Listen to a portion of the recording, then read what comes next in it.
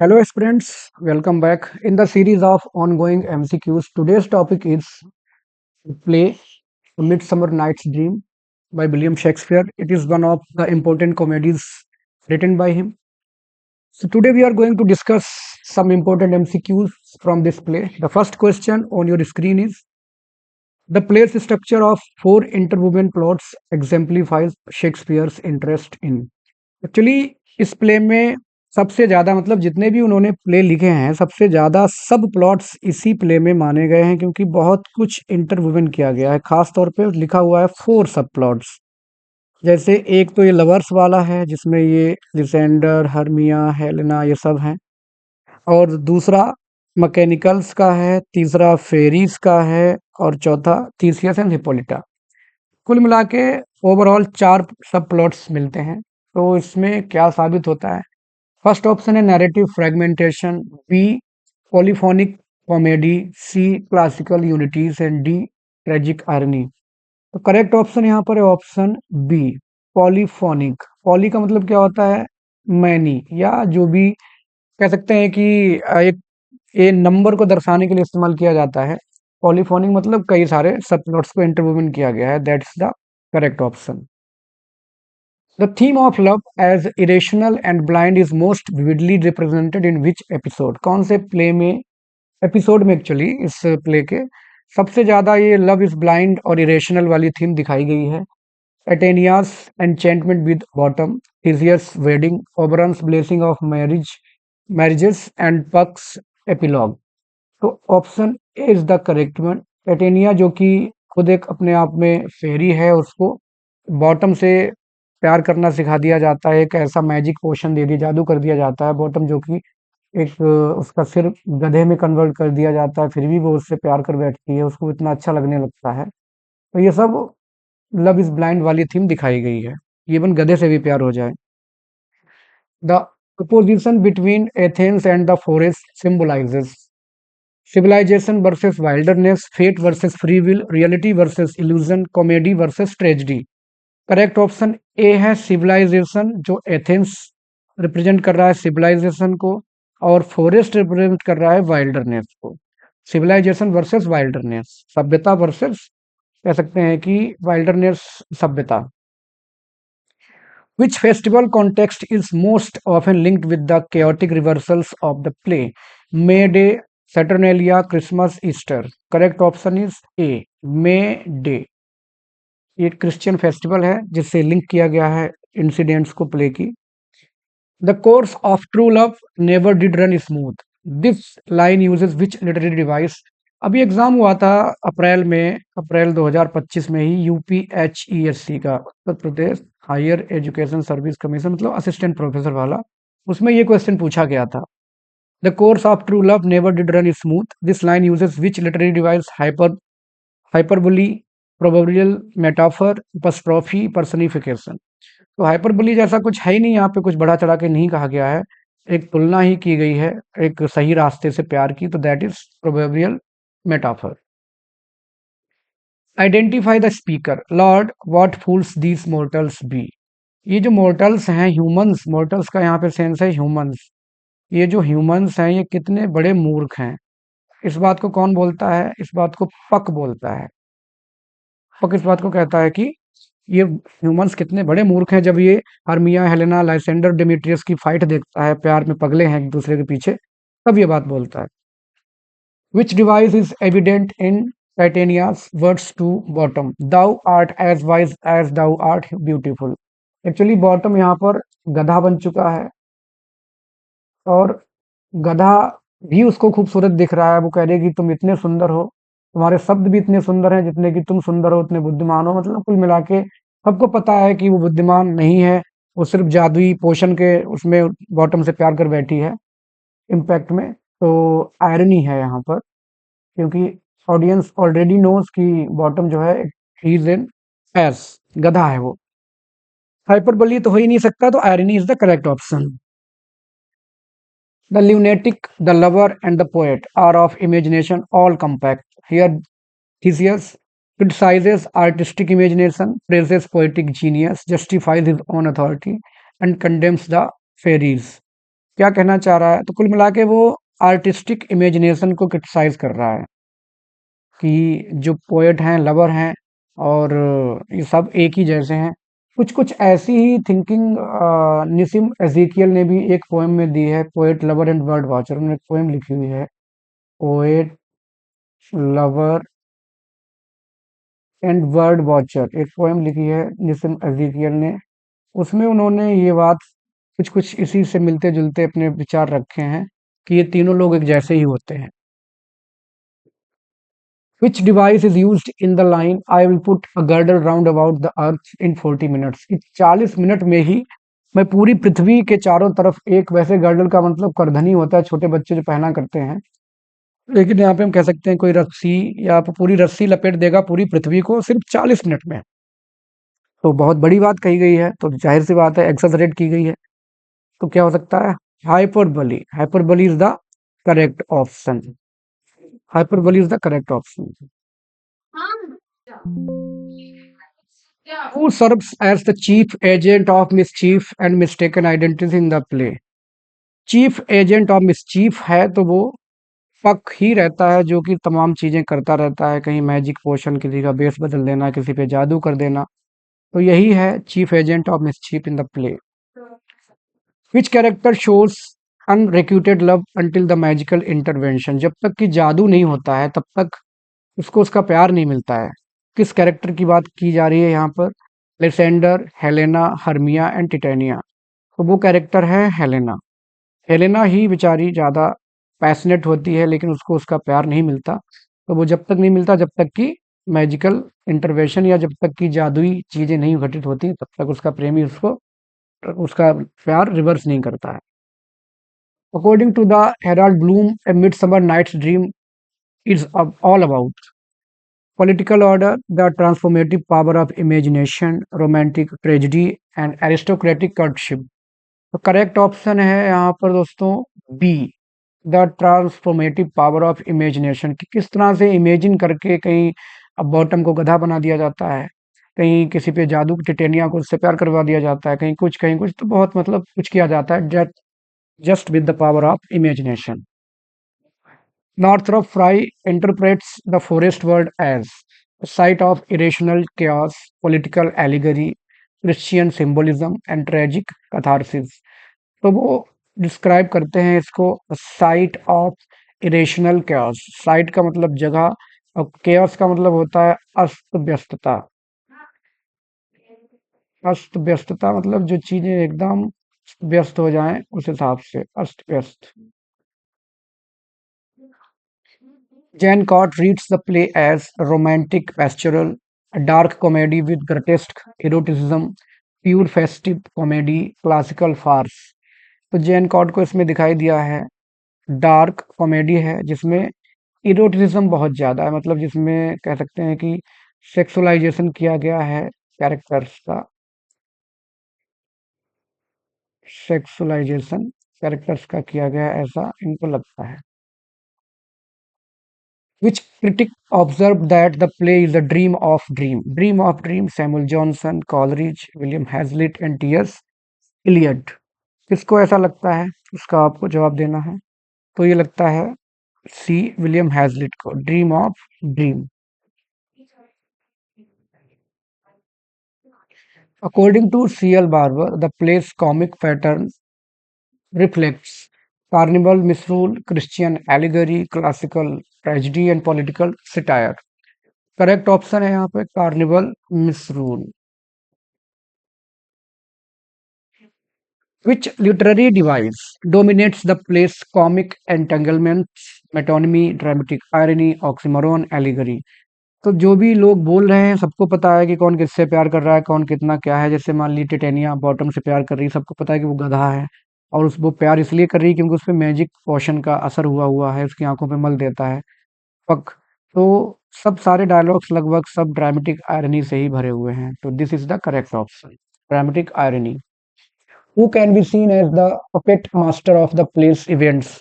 जैसे आपने Tempest play पढ़ा है, टेम्पेस्ट में जिस तरह से प्रोस्पेरो सारी चीजों को डील करता है, वो उसको एरियल को पूरा सब कुछ आदेश देता रहता है, ये करो वो करो, ठीक उसी हिसाब से यहाँ पर जो मास्टर है सारी चीज़ों का, पक का खास तौर पे कौन है? ओबरॉन। ओबरॉन ही तय करता है कि किसके साथ क्या किया जाना है। The conflict between Oberon and Titania symbolises, Oberon Titania से प्यार करता है लेकिन टिटेनिया उसको भाव नहीं देती है। तो किस चीज़ का है? Domestic Discord, political rebellion, gender equality and rational authority. प्यार तो वैसे वैसे तो ये पति पत्नी ही होते हैं, लेकिन एक नौकर को लेकर के लफड़ा हो जाता है। इनका एक नौकर होता है जिसको ये चाहता है मेरे पास रखो, ये कहती है कि नहीं उसको मैं अपने पास रखूंगी।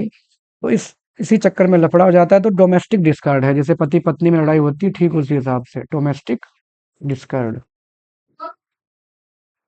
The line reason and love keep little company together nowadays reflects comedy of contrasts, Christian allegory, cynical satire and tragical irony। तो किस चीज को दिखाया गया है यहाँ पर? Comedy of contrast, comedy of contrast, विरोधाभास की हंसी। Which Shakespearean device is most central to this play? Mistaken identity, revenge, soliloquy, political rhetoric। Correct option है यहाँ पर मिस्टेकन आइडेंटिटी। मोटिव है एक्चुअली इस प्ले का, खास तौर पर मेन मूल तत्व बहुत ज्यादा इस्तेमाल किया गया है। Who ultimately restores harmony in the play, अंत में कौन सारी समस्याओं का समाधान करता है? थिसियस, एब्रॉन, पक, इजियस। तो वो किया जाता है थिसियस के द्वारा। Which subplot most strongly parodies tragic drama? Lovers in the Forest, Pyramus and Thisbe, Oberon versus Titania, Theseus versus Hippolyta। तो ये किया गया है पिरामस एंड थिस्बी के द्वारा। पिरामस और थिस्बी ही ट्रेजिक टेल को पैरोडाइज करते हैं, मजाक बनाते हैं।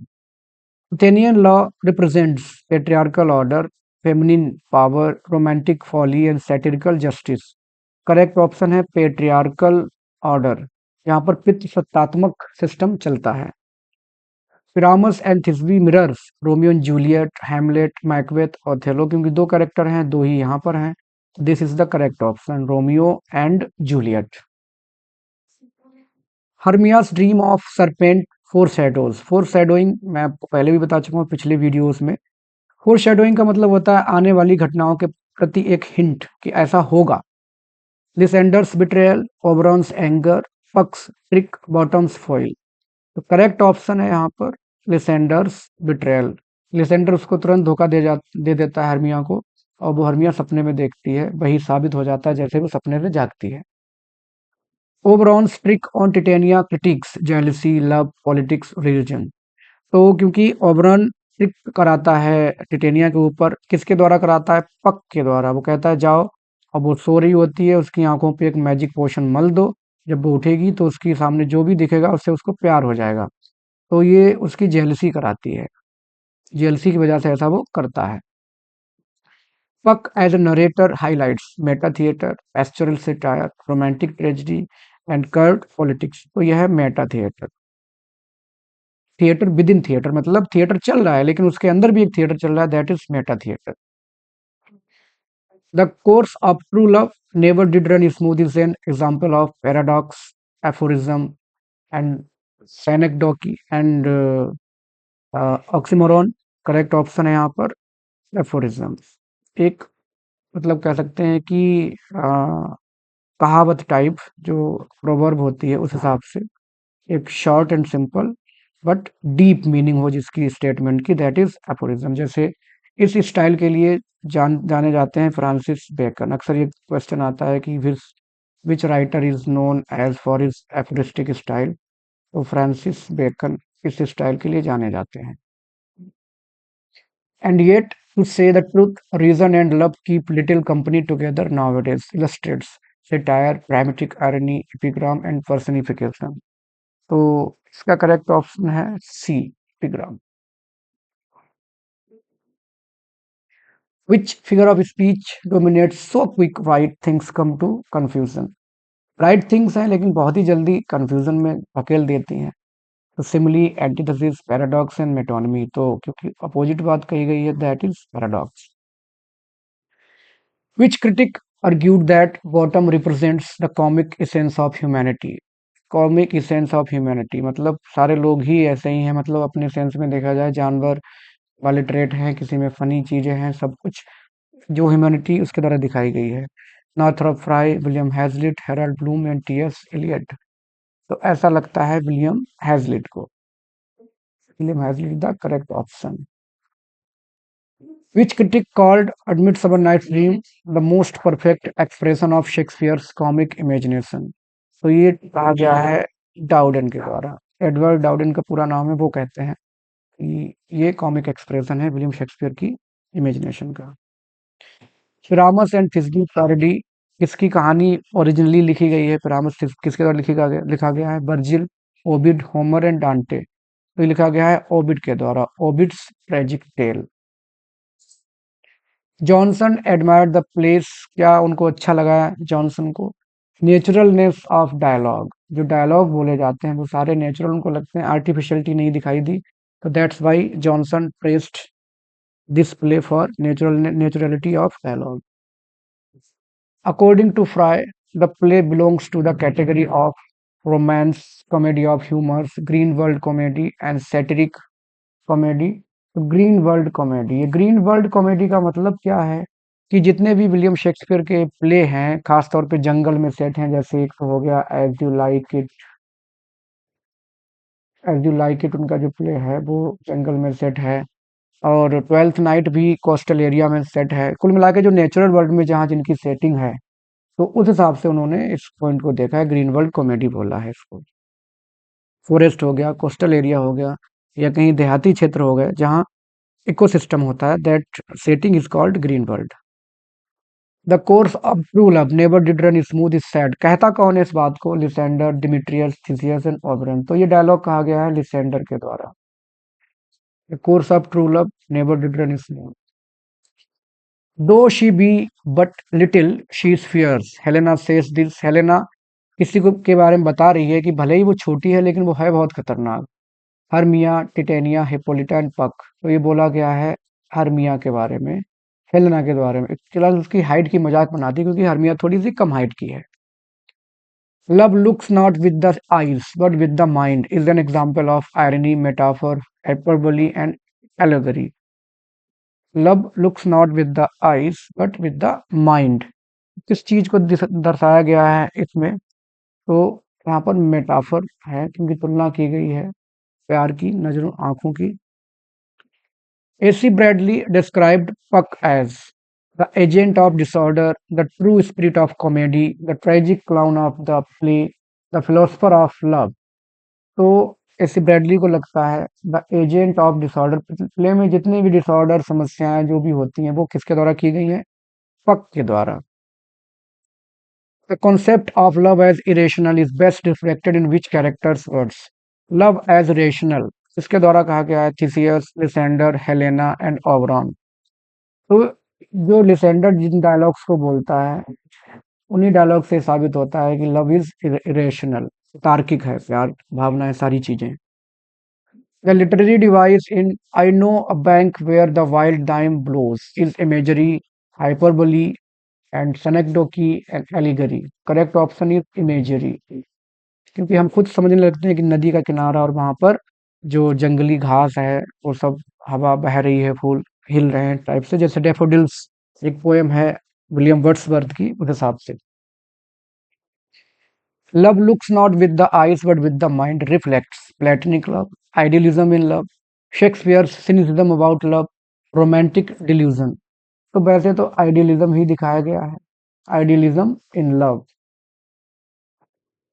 The lunatic, the lover, and the poet are of imagination all compact. Here, Shakespeare uses parallelism, irony, metaphor, epigram. तो पैरेललिज्म यहाँ पर इस्तेमाल किया गया है, मतलब सारी चीजों को एक ही लेवल पे पैरेलल तरीके से कंपेयर किया गया है, और लेकिन कंपेयर करने में किसी भी चीज को कम नहीं दिखाया गया है, सारी की सारी एक ही लेवल पे रखी, पैरेलल रखी गई है, तो that's why it is parallelism. Which character embodies the role of the trickster archetype? कौन है इस प्ले का सबसे बड़ा ट्रिकस्टर? वो है पक। पक ही सारी ट्रिक्स खेलता है, जैसे टेम्पेस्ट में एरियल करता है। विच character undergoes the least change in the play? सबसे कम जिसके कैरेक्टर में बदलाव होता है वो कौन है? Hermia, Helena, Theseus, Demetrius? Correct option is C, Theseus के कैरेक्टर में लीस्ट चेंज आता है, सबसे कम बदलाव। A C Bradley highlights Bottom's role as the tragic fool, the comic centre of gravity, the voice of authority, the satirical critic. A C Bradley को लगता है कि कॉमिक सेंटर ऑफ ग्रेविटी, जो भी प्ले में कॉमेडी है और गंभीरता जो भी है सेंटर है, क्योंकि उससे ही सारी चीजें होती हैं बॉटम के द्वारा। तो ये एसी ब्रेडली को लगता है। This is the correct option. Which character questions the validity of dreams most directly? Hermia, Theseus, Puck, Oberon? तो ये क्वेश्चनिंग की गई है थिसियस के द्वारा। उसको ये चार रोमांटिक सारी चीजें पसंद नहीं आती हैं। Which group provides the comic subplot? The lovers, the fairies, the mechanicals, the courtiers? The mechanicals. जो फेरी वर्ल्ड में लोग हैं उनको मैकेनिकल्स कहा गया है। एक्टर एक्ट्रेस को मैकेनिकल कहा जाता है। Which motive unites human and fairy worlds? Dreams, law, authority, revenge? तो ये ड्रीम्स के द्वारा फेरी वर्ल्ड और ह्यूमन वर्ल्ड को यूनाइट किया गया है ड्रीम्स के द्वारा। This is the motive. Friends, these were the questions. I hope you would like it. You can like, subscribe, share the channel for upcoming videos. Thanks for watching.